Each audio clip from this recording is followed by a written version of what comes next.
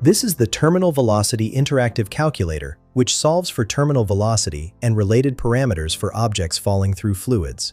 Let's examine the input fields. First, we have a calculation mode dropdown with 6 options. Calculate terminal velocity, calculate mass from terminal velocity, calculate drag coefficient, calculate cross-sectional area, calculate fluid density, and calculate time to reach 95% terminal velocity. For this demonstration, we'll use calculate terminal velocity. The required inputs are mass in kilograms, gravity in meters per second squared, fluid density in kilograms per cubic meter, drag coefficient CD, and cross-sectional area in square meters. For our worked example, I'll input mass equals 75 kilograms, gravity equals 9.81 meters per second squared, fluid density equals 1.225 kilograms per cubic meter, drag coefficient equals 0.47, and cross-sectional area equals 0.5 square meters. After clicking Calculate, we get terminal velocity of 71.495 meters per second, or 257.38 kilometers per hour. The drag force equals 735.75 newtons, which exactly matches the weight of 735.75 newtons at terminal velocity. The Reynolds number is 3.86 times 10 to the 6th. Time to 95% terminal velocity is 21.86 seconds, and kinetic energy equals 191,684.8 joules. The calculator confirms turbulent flow conditions. Find the link in the description below.